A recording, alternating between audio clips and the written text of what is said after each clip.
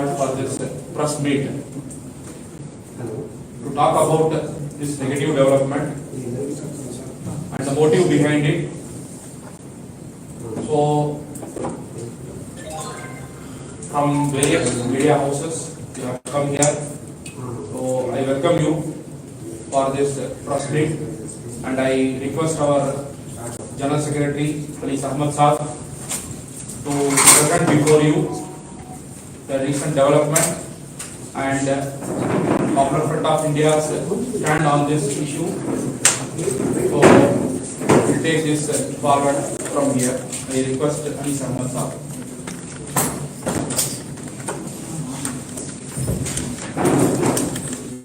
जैसा कि आप सब लोग जानते हैं कि कल ईडी का एक न्यूज आया था, उनके तरफ से स्टेटमेंट आया था कि पॉपुलर फ्रंट ऑफ इंडिया से रिलेटेड 23 बैंक अकाउंट्स को प्रोविजनली अटैच किया गया है। Popular front of India strongly इसको कंडेम करता है। ये एक अनडेमोक्रेटिक मूव है और क्लियर मिसयूज ऑफ पावर है। Popular front of India genuinely मानता है कि ये गवर्नमेंट जो है इस तरीके का एक हथकंडा, इस तरीके की एक स्ट्रैटेजी सिर्फ और सिर्फ लोगों को, खासकर ऑपोजिशन को, एनजीओ को, पॉलिटिकल ऑपोजिशन पॉलिटिकल पार्टीज को, इन सबको सप्रेस करने के लिए, इनके वॉइस सप्रेस करने के लिए गवर्नमेंट ईडी को एक टूल की जैसा यूज कर रहा है। नॉट जस्ट ईडी की तरह जितने भी सेंट्रल एजेंसीज हैं, सारे सेंट्रल एजेंसीज को भी जो है इस तरीके से गवर्नमेंट इस्तेमाल कर रही है। और पॉपुलर फ्रंट फर्स्ट ऑर्गेनाइजेशन नहीं है, ऐसा हुआ है, आगे भी होगा। इसमें थोड़े फैक्ट्स आपके सामने में रखना चाहता हूं। जैसा आप जानते हैं कि इन्होंने एक नंबर दिया है, फिगर्स दिया है कि पॉपुलर फ्रंट ऑफ इंडिया के बैंक अकाउंट में इतना एक पैसे डिपॉजिट हुए हैं। ऑलमोस्ट अराउंड 60 करोड़ को उन्होंने मेंशन किया है। लेकिन कन्वीनियंटली आप देखते हैं कि over the period of 13 years है, एक साल का नहीं है, over the period of 13 years है। पॉपुलर फ्रंट ऑफ इंडिया एक नेशनल लेवल ऑर्गेनाइजेशन है, it's national wide organisation working in almost 18 states across the country. इतने बड़े ऑर्गेनाइजेशन के लिए जो उन्होंने सेक्शनलाइज करने की कोशिश की गई है, उसमें और एक इंपॉर्टेंट पॉइंट जो उन्होंने कन्वीनियंटली इसके अंदर मिस कर दिया है कि ये जो डिपॉजिट्स थे, ये डिपॉजिट्स में एक बहुत बड़ा चंक जो है पॉपुलर फ्रंट ऑफ इंडिया के जो कैलामिटी रिलीफ रिहैबिलिटेशन के लिए popular front of India collection drive करता है। For example Assam flood, Kerala flood, Tamil Nadu flood, Kashmir flood, Muzaffarnagar rights, ऐसे बहुत सारे जगह में जब ऐसे कोई एक कंट्री में मैन मेड या नेशनल कैलामिटीज आती हैं, popular front of India carries out collection drive. और उस चीज को भी इन्होंने क्या कर दिया है कि एक इस अमाउंट के साथ ऐड कर दिया है और बड़ा एक नंबर सेंसेशनलाइज करने की कोशिश कर दी गई है। एक बड़ी चीज यहाँ पर शॉकिंग बात यह है, क्या ये जो नंबर ईडी ने आप लोगों के सामने रखा, मीडिया के सामने रखा, इसमें कौन सा बड़ा इन्वेस्टिगेशन है? This numbers are open numbers that Popular Front yearly submits to the Income Tax Department. हर साल इनकम टैक्स डिपार्टमेंट में हर एक पेनी को हम लोग अकाउंट करते हैं, हम लोग इनकम टैक्स डिपार्टमेंट में जाके फाइल करते हैं अपना रिटर्न्स। तो ये कोई बड़ा ईडी के इन्वेस्टिगेशन में आने वाला नंबर्स की जरूरत नहीं है, ये सेम नंबर्स है जो हर साल हम इनकम टैक्स फाइल करते हैं। तो फिर भी आप देखिए इसको ऐसा बनाया जा रहा है ईडी की तरफ से कि किसी को पता नहीं था, और ईडी ने आजकल जो है एक बड़ा सेंसेशन लोगों के सामने रख दिया। हालांकि इनकम टैक्स के पास ये चीज popular front every year file कर रहा था। उसके साथ एक very important point we want to bring to your notice is, if you remember in 2020 there was reports given to the media by unknown sources in ED that Popular Front of India got 120 crores. All of you might have remembered that. You were asked of many questions that time. That Popular Front को 120 crores आया है as per ED records. अभी ED बता रहा है 60 crore. इसका मतलब क्या है? The same people who said 120 crores are now saying 60 crore. So that means उस टाइम जो रिपोर्ट ईडी सोर्सेज की तरफ से मीडिया को फीड किया गया था, that was fake, fabricated with the only intention of defaming Popular Front. और आज ईडी का जो स्टेटमेंट आया है कल, वो स्टेटमेंट ईडी के प्रीवियस एलिगेशन को नेगेट करता है।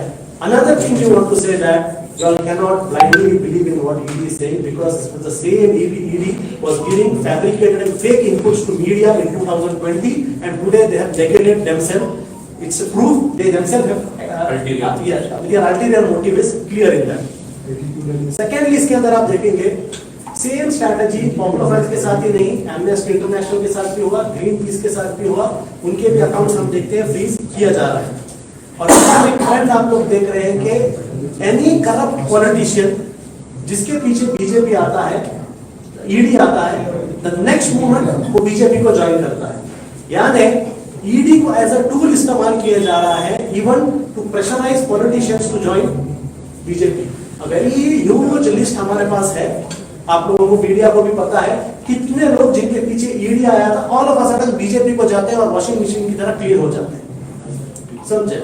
बड़े बड़े लीडर्स, बड़े बड़े एमपीस, उन लोगों ने भी इस तरीके का बात ओपनली कहा है। और एक इंपॉर्टेंट पॉइंट आप देखते हैं, क्या इंडिया में बीजेपी के एमपीस पर, बीजेपी के लीडर्स पर करप्शन एलिगेशंस नहीं है? क्या ईडी बीजेपी के पीछे क्यों नहीं जाता? Why is ED not going after BJP leaders? और आप देखेंगे बीजेपी के क्रोर्स एंड क्रोर्स के करप्शन स्कैंडल्स को कन्वीनियंटली ईडी इग्नोर कर रहा है। इसमें एक पॉइंट वेरी क्लियर है कि ED is acting as a tool of the union government led by the BJP to target any voices that oppose the RSS, that oppose the Sangh Parivar or they oppose the BJP policies. There is no doubt in that. इसमें last 8 साल में numerous proofs है और even everyone in the country knows.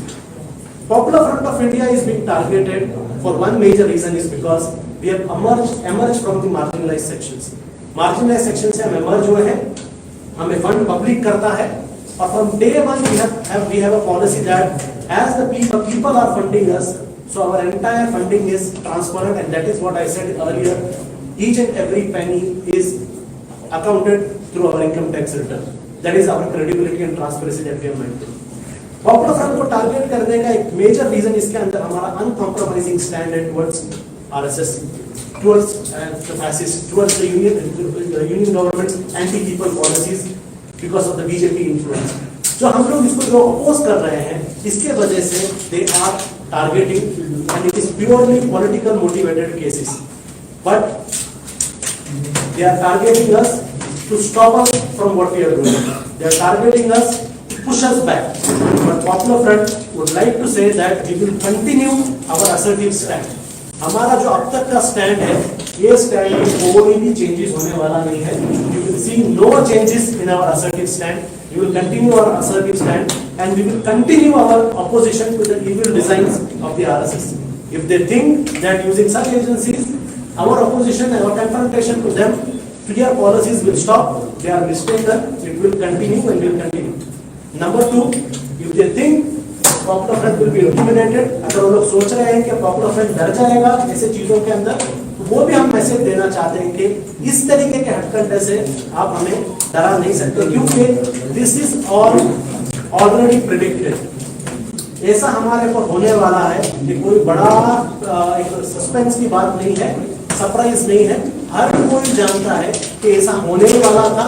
Everyone was just waiting for the time. Even we were anticipating. We knew that there is a strong political decision against Popular Front pending, and we are seeing this decision is part of that. So Popular Front will not be intimidated. हम लोग डरने वाले नहीं हैं ऐसे steps से, and we will explore all the legal and democratic options to overcome this impasse. India still is a democracy.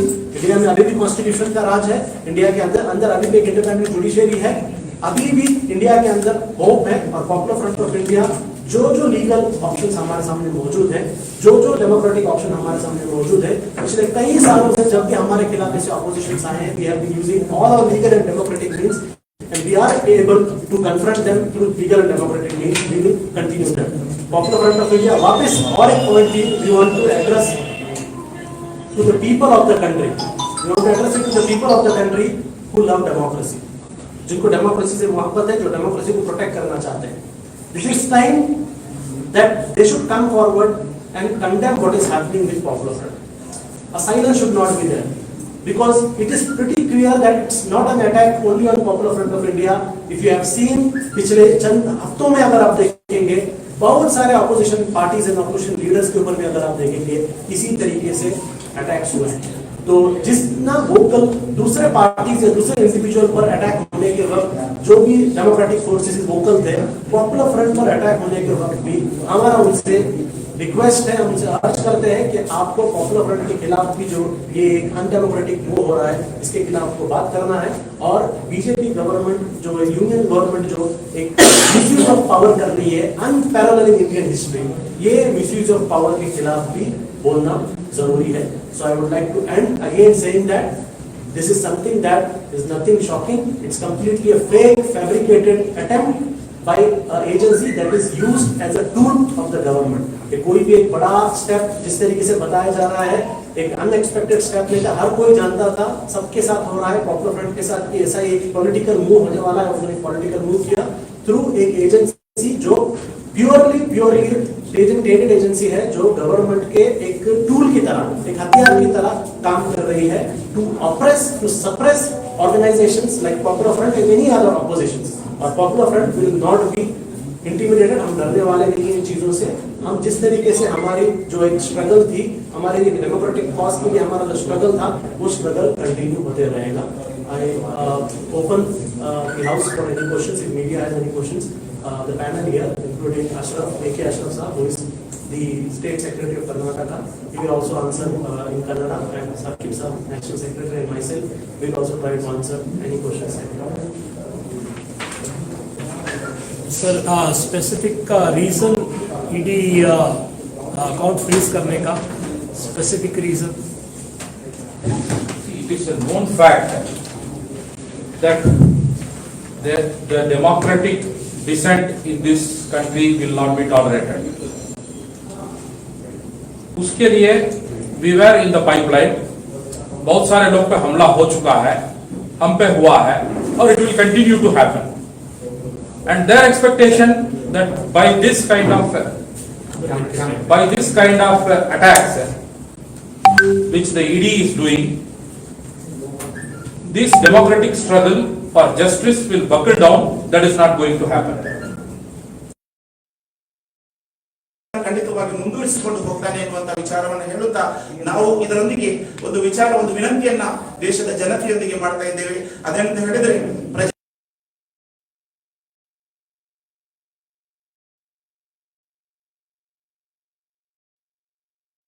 ನಡೀತಾ ಇರತಕ್ಕಂತಹ ಈ ಒಂದು ಷಡ್ಯಂತ್ರವನ್ನ ಸೋಲಿಸಲು ನೀವು ಕೂಡ ಧ್ವನಿ ಎತ್ತಬೇಕು ಎನ್ನುವಂತಹ ವಿಚಾರವನ್ನ ಆಡಳಿತ ವರ್ಗ ಏನು ದುರುಪಯೋಗ, ಏಜೆನ್ಸಿಗಳನ್ನ ದುರುಪಯೋಗ ಮಾಡ್ತಾ ಇದೆಯೋ ಅದನ್ನ ಆ ಒಂದು ವಿಚಾರವನ್ನ ಅರ್ಥ ಮಾಡಿಕೊಂಡು ನೀವು ಪಾಪ್ಯುಲರ್ ಫ್ರಂಟ್ ಗೆ ಧ್ವನಿಯಾಗಬೇಕು ಅಂತ ಹೇಳಿಕೊಂಡು ವಿನಂತಿಸ್ತಾ ಇದ್ದೇವೆ.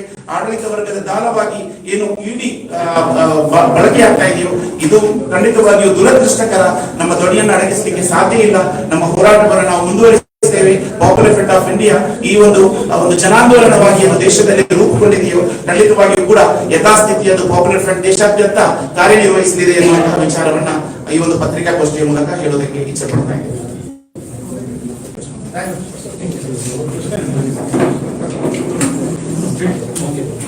Thank you. ಸರ್ ಟೋಟಲ್ ಎಷ್ಟು ಅಕೌಂಟ್ ಬೆಂಗಳೂರಿಗೆ ರಿಲೆವೆಂಟ್ ಆಗಿದೆ? ಎಷ್ಟು ಅಕೌಂಟ್ ಟೋಟಲ್ ಎಷ್ಟು ಅಮೌಂಟ್ ಫ್ರೀಸ್ ಆಗಿದೆ? ಒಂದು ಲೈನ್ ಕರ್ನಾಟಕ ನಿಮ್ದು ಟೋಟಲ್ ಎಷ್ಟು ಅಕೌಂಟ್ ಎಷ್ಟು ಫ್ರೀಸ್ ಆಗಿದೆ ಕರ್ನಾಟಕ ಎಷ್ಟು? Sir, total as per ED report 23 accounts. Okay. ये अभी जो है ED की तरफ से we have not received any official statement. We have not received. This is what the media has reported. Now we are checking whether really this account are freezed or not. Okay, so 23 as per this. In Karnataka it's not. Okay, the amount will be see when they are saying as per the ED, the current amount what they are saying is around 59 lakhs. Of Popular Front of India, all over India. Okay. So in Karnataka, it may be approximate around 5 lakh or something. Like that. It is across all over India. Not just one. Central account of Popular Front along with that few states.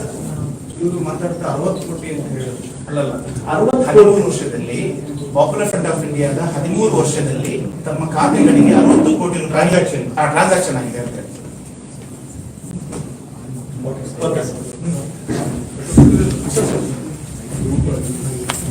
General development react ಮಾಡಬೇಕು.